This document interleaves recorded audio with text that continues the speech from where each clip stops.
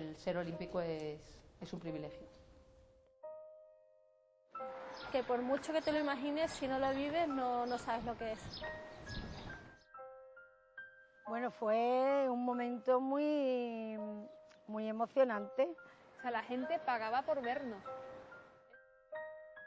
Y los juegos pues es una meta que desde pequeño te crea y que ansias por estar, y una vez que estás pues quieres ganar. Y el coraje fue lo que me hizo pues llegar a esa final del oro por un tocado. Luché como loca, hice lo que pude. Había periódicos en los cuales resaltaban que María José Rienda recordaba que España tiene montañas. Era algo, no sé, un sueño y ya, y ahí se quedaba.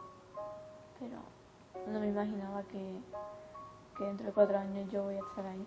Y he hecho feliz a mucha gente porque he hecho muchos entrenadores. Y esos entrenadores a su vez han hecho ya entrenadores.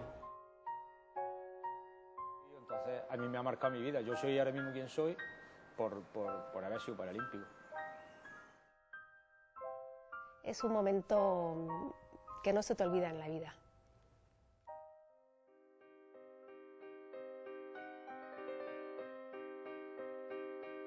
París, año 1900. La capital francesa es sede de la Exposición Universal, un gran evento internacional en cuyo marco se celebran los segundos Juegos Olímpicos de la era moderna. En estos Juegos se produce el debut olímpico del deporte español, aún sin la tutela del inexistente Comité Olímpico. Acuden a París 8 deportistas, entre ellos un andaluz, el jerezano Mauricio Álvarez de las Asturias, quien compite en esgrima el 14 de mayo en este suntuoso lugar, el Salón de Fiestas de la Exposición Universal. Un hecho que le convierte, sin su conocimiento, en el primer olímpico español de la historia. 36 años más tarde, la efeméride se repite. Una cordobesa, Ernestina Maenza, se cita con la posteridad en los Alpes alemanes para asumir la condición de primer deportista español, hombre o mujer, participante en los Juegos Olímpicos de Invierno. Entre ambos hitos históricos, un insigne jinete protagonizaba un hecho memorable para los anales deportivos de Andalucía. El sevillano Leopoldo Sainz de la Maza se proclamaba subcampeón del torneo de polo en los Juegos de Amberes de 1920 y lograba la primera medalla olímpica del deporte andaluz. Mi abuelo nace en Utrera en 1879. La familia suya o nuestra viene de Santander. Ellos se van a México en 1800 y poco, como la emigración en aquella época se fue a México. En México hicieron mucho dinero y ya mi abuelo ya nació ya en Utrera, ¿no? Y bueno, pues ya toda su vida la hizo en Andalucía y Madrid, ¿no? Porque tenía casa en Madrid, vivía en Madrid y estaba en Madrid.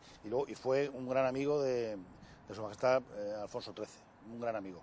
Excelente jinete, buenísima mano con los caballos y conocedor de los caballos, ¿no? Se puede montar a caballo y no conocer, conocía los caballos.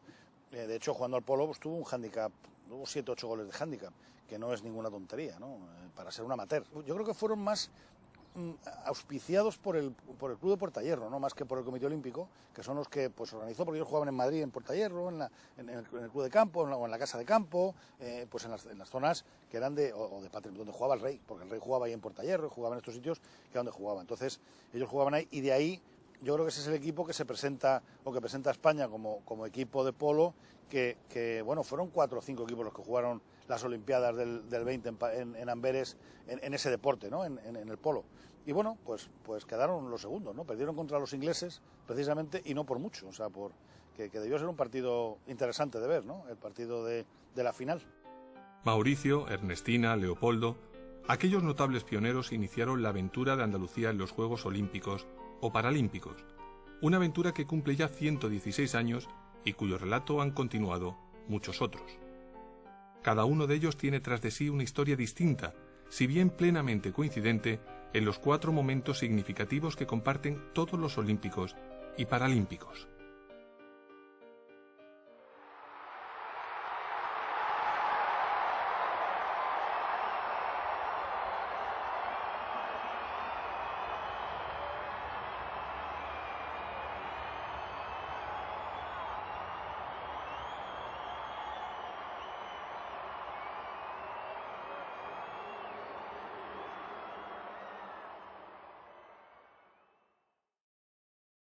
Yo soñaba con que yo corría por la pista, con que calentaba, iba con el chándal, desfilaba y bueno, incluso en mis sueños más atrevidos pues también soñaba con que me subía al podio y me colgaban la medalla. Y eso fue un sueño pues que me acompañó por mucho tiempo, hasta que se hizo realidad. Si algún día pudiéramos llegar a una Olimpiada, eso ya sería lo máximo, aunque lo veíamos muy lejano, porque incluso ya llegar al equipo nacional era difícil, incluso para los que estábamos corriendo y teniendo buenas posiciones en campeonatos de España absolutos. Y bueno, gracias a la fundación conseguí llegar al equipo preolímpico y gracias a estar ahí tan temprano, pues ya hace casi 15 años de ello, tengo el nivel que tengo ahora y bueno, también para mí parece que fue ayer, ha sido muy rápido, pero muchas cosas han pasado por el camino. Había en la selección española de judo en aquel tiempo, en el 96, había 2 chicos de Málaga. Cuando yo vi cómo ellos partían hacia Atlanta, pues me dije que algún día yo estaría en la piel de ellos, que yo podría hacer algo así, estar en unos juegos, y vi en ellos una vocación, vi en ellos un objetivo por el que valía la pena pues casi entregarlo todo. Y desde entonces hasta ahora pues ha llovido mucho, pero desde luego no me arrepiento de nada de lo que he hecho. Mi protésico en Suiza no se puede creer las cosas que yo he hecho con este muñón que tengo, que cuando salí del hospital me habían comentado que habían llevado mi caso a un congreso en Alemania y dicen, mis colegas me han dicho que con ese muñón no podrán nunca andar. Y fue también en la época en la que el paratriatlón entró dentro del programa paralímpico. Entonces coincidió todo un poco ahí, que empezaba de cero, empezaba todo a profesionalizarse. Y fue cuando decidimos de dar el paso, de venirme aquí a vivir a Madrid e intentarlo todo para estar en los Juegos. Y tenía un amigo que hacía esgrima y me decía, si hicieras esgrima, serías campeona pronto. Y además seguro que vas a la Olimpiada. Y bueno, yo era muy ingenua, porque eso se lo dices a otra persona quizás más enterada de cómo va la cosa y no se lo cree. Pero bueno, yo me lo creí y me presenté en la sala de esgrima, en la que estaba la federación con la sala de competición. Saludé al maestro y dije que quería hacer esgrima y añadí, es que quiero ir a la Olimpiada de Roma. Se siente de todo, alegría, y ves que todo merece la pena, ¿no? Que tanto sufrimiento en los entrenamientos, llantos de cuando se te cruza un elemento y no te sale, y lo intentas y no sale, pero bueno, al final ves que todo merece la pena y fue algo increíble, ¿no? Yo creo que todavía no me lo creo mucho. Pero luego seguí tirando, seguí esforzándome, seguí luchando, seguí aprendiendo. Tenía un maestro muy bueno, un maestro italiano, maestro Azara, que me enseñó muchísima técnica y bueno, y conseguí quedar entre las 3 primeras de España al año siguiente. Y bueno, como se clasificaban 3, pues a mí me tocó ir.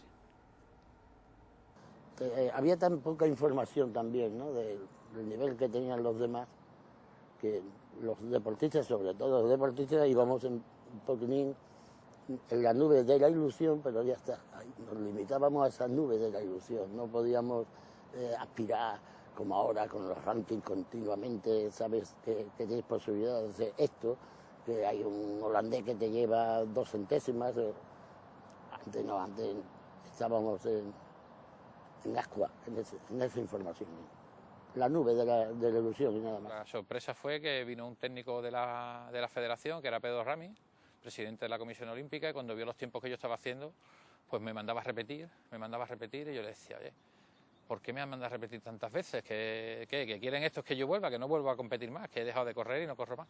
Dice, no, mira, es que cada vez que estás haciendo una vuelta estás haciendo récord de España. Entonces, a partir de ahí, faltaban 3 meses para los Juegos de Seúl y me dijo, mira, yo no tengo potestad para decirte esto, pero vente conmigo a Mallorca y si lo que estás haciendo aquí es verdad, pues vas a los Juegos. Salía todo fácil, o sea, con concentración, pensando cada elemento y fallaban muy poco.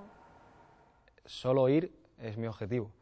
No, ahora mismo no pensamos en una medalla ni en un puesto en concreto.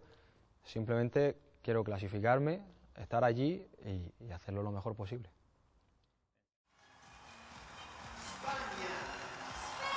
Team from Spain for whom medals have only been won by Francisco Fernández Ochoa and Bianca Fernández Ochoa. That could change this time. It could. María José Rienda.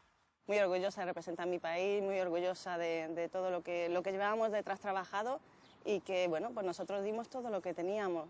Hay días que te salen y otros días que no y bueno, y es así, el deporte, queramos o no, es así. Era una novedad, ¿no? Es decir, diseñar un traje, ¿cómo se llama? Un uniforme olímpico para un desfile para unas chicas, ¿no? Esto aquí no se había hecho nunca. Y los presidentes de la federación, de las federaciones, de los deportes que íbamos, estuvieron hablando y entonces el presidente de Esgrima dice, yo conozco una chica que se puede ocupar de eso. Entonces me lo dijo, oye, ¿te puedes ocupar del traje? Y yo dije que sí, claro, ¿cómo voy a decir que no? Y entonces miré cómo era el traje de los chicos. Y dije, pues una cosa parecida, o igual, casi igual que el traje de los chicos, pero en femenino. ¿Ves? La camisa me parece que era blanca, y una corbata, llevaba corbata, sí, y una corbata y el sombrero. Y el sombrero también lo elegí yo, bueno, el que me gustó. Sentía ese subidón de decir, estoy aquí, me he tirado 4 años de esfuerzo, de trabajo y de sacrificio, pero mira, estoy aquí, ha merecido la pena. Ya por eso siento que tengo una medalla virtual. Solo me queda conseguir ahora la física el día que me toque competir. Pues fíjate si eran estrictos antes, cuando en Montreal, que yo no tengo ni una sola foto del desfile nuestro, ni de el tema de la antorcha, nada, porque nos prohibieron que lleváramos máquinas. Porque era tan estricto el desfile, ¿sabes? Que el orden del desfile, que no nos distrajéramos, que no corriéramos para allá, para acá, que hoy por hoy ha cambiado mucho, ¿eh? Es que estaba lo de Muni, muy tierno, era la siguiente de Muni. Muni allí pasamos enfrente con las metralletas, o sea que... Para mí estar en Barcelona significó un regalo, el hecho de vivir unos juegos, era un sueño estar allí. Ganar en realidad fue una anécdota porque lo realmente importante era vivir esa experiencia, vivir la experiencia de ver a miles de personas volcándose con nosotros, dando lo mejor de sí mismos, poniendo el corazón, la emoción, la ilusión, sobre todo los voluntarios, ¿no? Fue algo que a mí en Barcelona me impactó muchísimo. Y cuando de repente estábamos como en el túnel que ya entra en el estadio ya para empezar a desfilar, yo creo que ninguno no éramos conscientes de que ya había llegado el momento del desfile. Y entonces, claro, iba nuestro príncipe ahí con la bandera y de repente oímos España y salió el príncipe Felipe y se oía pues de repente un rugir que es que muchos nos preguntamos, ahí va, ¿pero ha pasado algo? O sea, ha pasado algo como que, no sé, a lo mejor es que en el estadio ha pasado algo que no debe. Y entonces entramos todos como un poco asombrados a lo mejor. Y de repente, claro, nos contagió el ambiente que había dentro y estábamos un poco casi echados para atrás. La verdad es que a mí también se me ponen los pelos de punta cuando recuerdo ese momento. Es un momento, de esos momentos mágicos que te quedan en la vida. Descubrí que los Juegos, tanto olímpicos como paralímpicos, salen fuera de lo que es cualquier otro tipo de evento deportivo. Es como vivir, como aterrizar en otro planeta. Es una ciudad entera volcada con un evento deportivo donde los atletas son los verdaderos protagonistas de su propia historia y del momento que viven. Era como, he cumplido. O sea, para mí, llegar a los Juegos Olímpicos fue decir, he cumplido con lo que me propuse, ¿no? Y luego, pues ahora, con el tiempo, pues te das cuenta de la diferencia que hay de un deportista que no ha llegado a los Juegos Olímpicos y otros que sí, porque es que es real. Pues la emoción era que, claro, cuando vas desfilando y nombran nuestro país y empiezan las banderas españolas a vitorearnos, a aplaudirnos, a corear España, pues es como... fue la primera vez que yo sentí lo que te comentaba al principio, como la identidad de pertenecer a un país, que en este caso era España, ¿no? Y entonces, bueno, pues fue muy emocionante. emocionante, claro que sí, y además una sensación muy particular que todavía puedo recordarla y vivenciarla. Estaban claro quién iba a ir a los Juegos por resultados obtenidos y en mi caso pues las últimas pruebas que había hecho me habían ido muy bien y lógicamente por esos resultados que había tenido consideraron que era idónea para poder ir, con lo cual pues bueno, mi satisfacción fue tremenda. Por un lado tenía ahí un poquito una espinita, porque tenía a mi hermana también por ahí que también estaba haciendo buenos resultados y que no había conseguido, pero sí es verdad que bueno, pues que fue algo increíble. Yo poder llegar a los primeros Juegos Olímpicos en el 94 fue algo impresionante para mí. Cuando llegamos a los Juegos Olímpicos de Seúl, pues uno de los técnicos que había en aquel entonces pues dijo, mira, como tú no tienes experiencia, va a correr por ti un compañero y tú corres una prueba de velocidad que es mucho más técnica. Y bueno, yo soy mandado, yo lo que me digáis. Yo pensaba entonces, no pensaba en, sino simplemente que estaba en los Juegos, ¿no? Con tan mala suerte que gana Alexander Kirichenko, que había quedado detrás mía en San Sebastián, y segundo Federic Mañez. Mi compañero hizo sexto, séptimo, y yo pues me bajé de allí, cogí el técnico por el cuello, lo quería matar, ¿no? Yo partí las paredes de Pladur, partí todo lo que había en las habitaciones aquellas de Seúl, ¿no? Imagínate que yo venía del pueblo, yo era más bruto que un arajo, y con 19 años, ¿no? Y aquello me demostró pues que yo podía hacer algo en los Juegos, ¿no? Y entonces fue lo que me sirvió un poco de precursor o de acicate para entrenar a tope de cara a los Juegos de Barcelona, ¿no?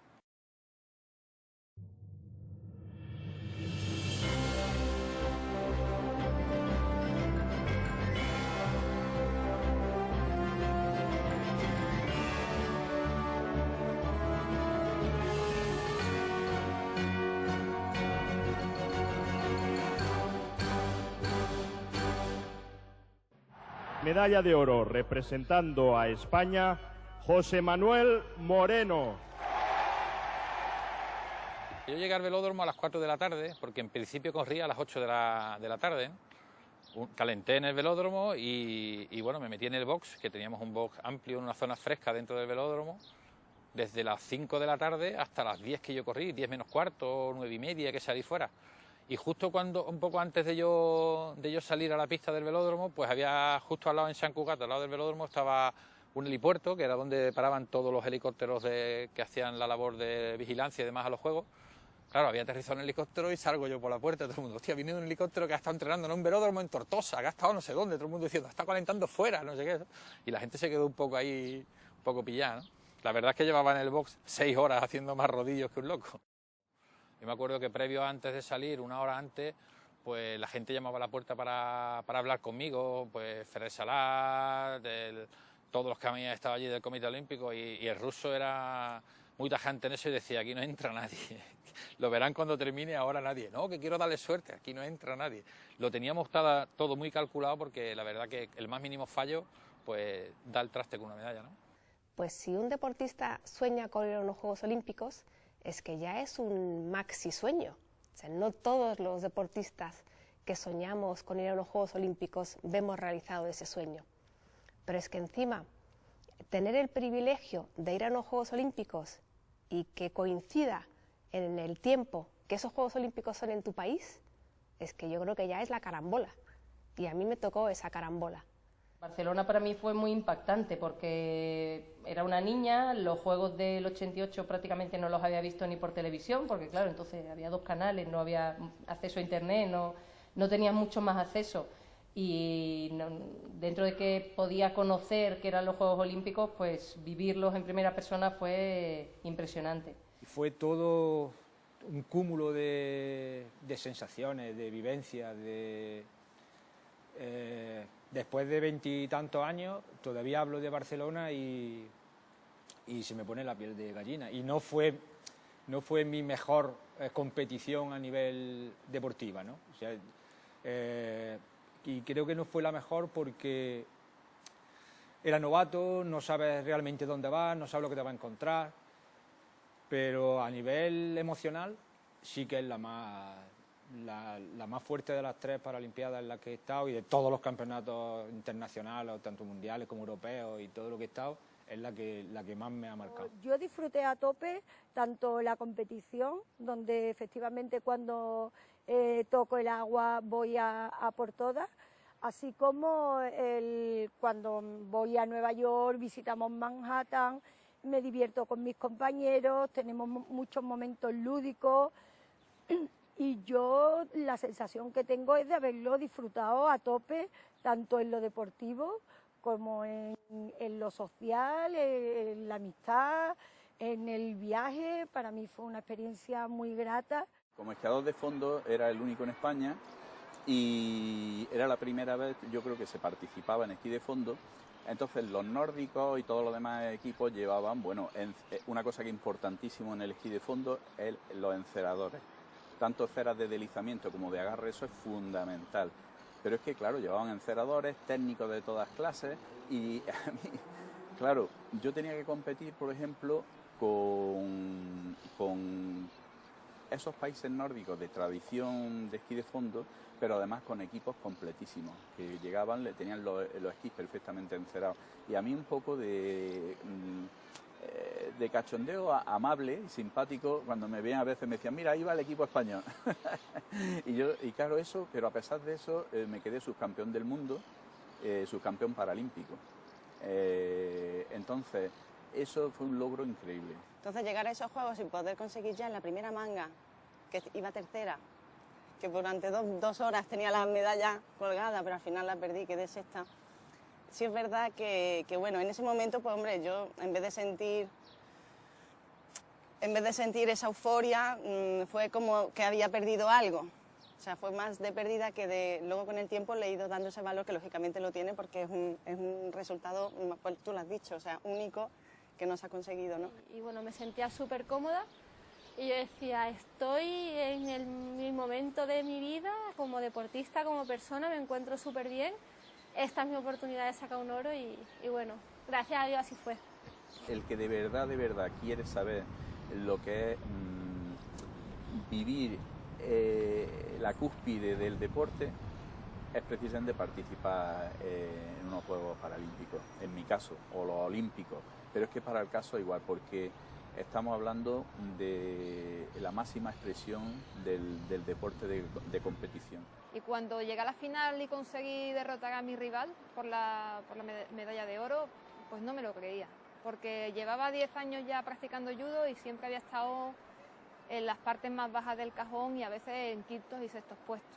Y el hecho de llegar allí, ser mis primeros juegos, haber superado tantas dificultades de todo tipo y levantar los brazos con la medalla de oro al cuello, pues fue algo que me cuesta a veces encontrar palabras para contarlo. La verdad es que es un momento que tú piensas, mira, que me caiga un rayo en la cabeza y me muero aquí mismo, que es que ya me da igual, ¿no? Lo he conseguido y te sientes como bueno, eso, por lo que siempre has luchado, por lo que siempre has entrenado, tus sueños y te das cuenta que acaba de pasar, ¿no?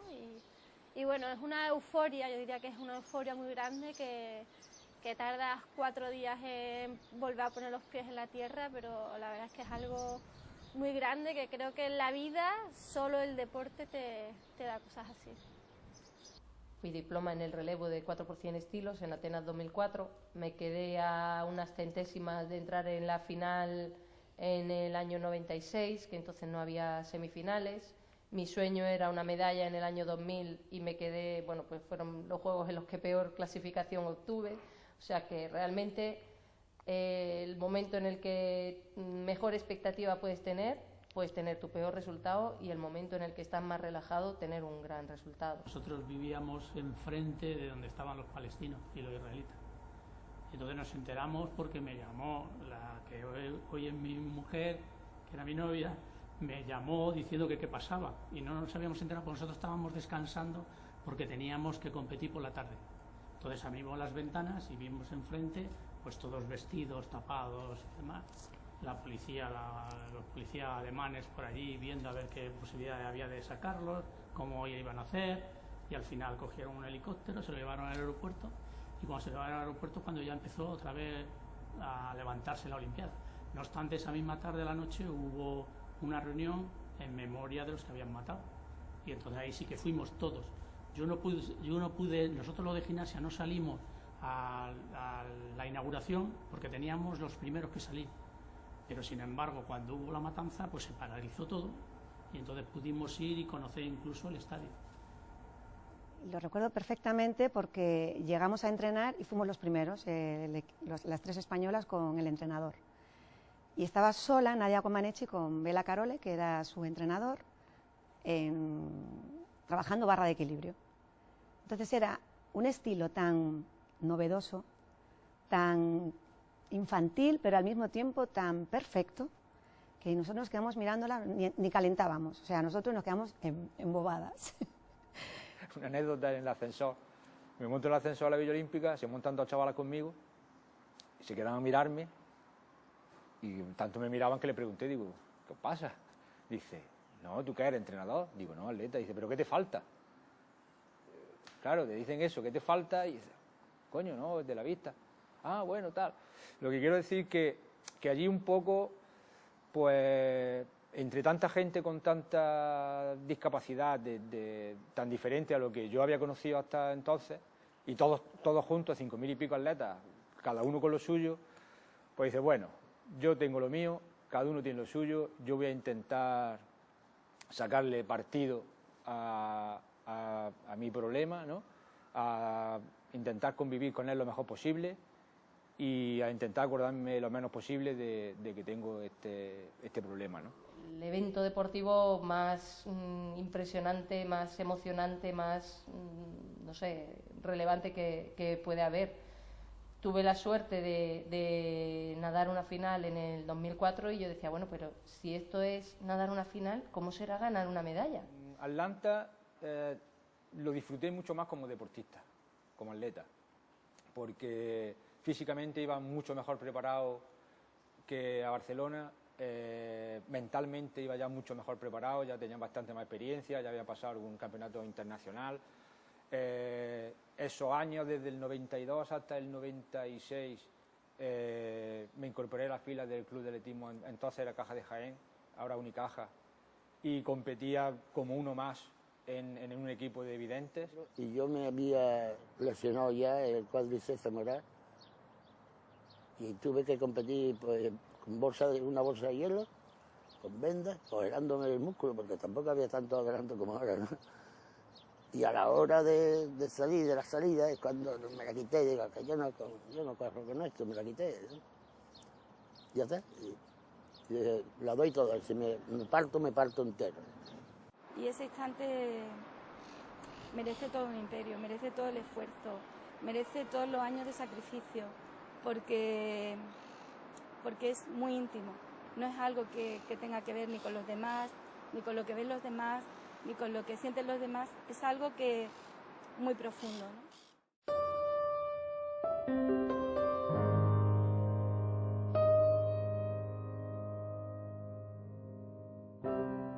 Había dejado casi todo de lado y de pronto aquellas cosas y aquellos sueños que también había dejado de lado por el deporte y por el judo aparecieron como algo que estaba ahí escondido y que solo tenía que dejarlo aparecer, que darle paso para que aparecieran y construir con ellos una nueva vida. Lo mío era la gimnasia, pero yo sabía que eso se acababa y tenía que empezar otro ciclo. Y entonces con esa empresa fiché, esa empresa me permitió el tener niños becados, que la misma empresa le pagaba el material, le pagaba un autobús que les llevaba realmente al Polideportivo de Aluche, el centro de, el núcleo donde se hizo mucha gimnasia, tanto artística como, o sea, masculina como femenina. Y entonces yo fui poco a poco, me iba apoderando, digamos, de mi otra segunda profesión. Pero yo no dejaba todavía de entrenar. Y cuando vi ya, después de Montreal, que ya la edad se me había echado encima, tenía 29 años ya, pues entonces opté ya por dedicarme a la enseñanza. En vela olímpica, desde luego, cumplí todos mis sueños, gané todo lo que me propuse. Hoy en día hay muchas mujeres que luego pasan a otro tipo de regatas, otro tipo de embarcaciones, y yo esto pues no lo hice. Sí es cierto que tuve ofertas para hacerlo, pero mi decisión personal fue no hacerlo, entre otras cosas porque habría supuesto un peaje familiar muy alto. Y bueno, para mí era más importante la familia que empezar a meterme en ese tipo de regatas. y no me arrepiento porque yo creo que, bueno, yo siempre digo que tengo 2 medallas olímpicas que son evidentemente lo más alto que uno puede conseguir en el mundo del deporte, pero luego tengo 2 medallas que son incluso más valiosas que mis medallas olímpicas, que son mis 2 hijos, ¿no? Olimpia y Eugenio. Siempre te van a presionar desde fuera, siempre vas a tener sentimientos de responsabilidad y yo creo que cuando tú lo has dado todo y has hecho todo lo que tenías que hacer, ya la vida continúa y hay vida después del deporte, después de la esgrima y después de todo, ¿no? El mundo está ahí esperándote para muchísimas aventuras más como han pasado después, ¿no? No puedo decir que fuera un día triste, porque para mí estar en Pekín ya fue un lujo. Mi peripecia para llegar a los Juegos de 2008 fue bastante importante. Había cambiado de entrenador 3 veces, era una apuesta prácticamente de mi entrenador, que en ese momento era Juan Camus, y mía, y a 4 meses de los Juegos decidimos cambiar el 200 mariposa por el 200 estilos. O sea, cambié de prueba porque vi claro que en 200 estilos tenía alguna opción y el 200 mariposa lo tenía totalmente atravesado. Entonces, para mí el día siguiente fue, pues, un lujo que me había dado el poder estar en 5 Juegos Olímpicos. O sea, que yo no tuve una retirada, ni yo fui consciente de que ese iba a ser mi último campeonato. Si bien es verdad que yo acabé la carrera y ya mi disponibilidad y mi punto de mira fue más en encontrar trabajo, en seguir formándome, en hacer cursos de posgrado, máster, en fin, tener más formación académica y encontrar un trabajo lo antes posible. Con lo cual yo no sentí, ya no vamos a nadar más en campeonato. No, nunca hubo un día en el que ya no iba a haber campeonato, eso se disipó y nada más. Y tuve muy claro desde el principio que yo quería ser entrenadora, pero ya lo tenía desde que era gimnasta. Yo no me dediqué a hacer ninguna carrera universitaria y siempre dije yo entrenadora. Y yo a los 2 años estuve en el Mundial y ya me rompí, o sea, porque tuve una lesión de la cadena semimembranoso, semitendinoso, y ya pues tuve que dejar alta lo que es la competición, hasta el punto de que incluso no podía entrenar a un ritmo de una cosa normalita. El 15 de abril de 2011 me retiro, pongo fin a mi carrera deportiva. Sí es verdad pues que pongo fin a mi carrera deportiva, pero con la satisfacción de haberlo dado todo, esa sensación de que lo he dado todo por el deporte. Si una cosa he sacado yo clara de mi carrera deportiva es el bien que le hace a una persona con una discapacidad el desarrollar un deporte, a cualquier nivel, ya sea a nivel amateur, a nivel de correr una carrera popular, de tu gimnasio, de cualquier historia, como al nivel de alta competición. Bueno, para mí haber sido paralímpico ha significado el lograr mi integración total en la sociedad por medio del deporte. Hay que pensar que el deporte paralímpico no es solamente hacer deporte como en cualquier modalidad, sino es quizás el mejor vínculo que hay para poder integrarte socialmente, ¿no? Pues a mí me gustaría que me recordasen pues como una deportista honesta,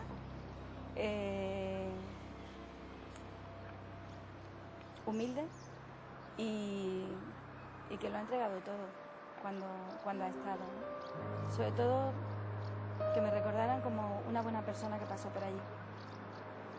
Yo estoy orgullosísimo de que mi abuelo tenga una medalla o haya sido olímpico y además tenga una medalla de plata, ¿no? O sea, que no es y en un deporte que no es fácil, ¿no?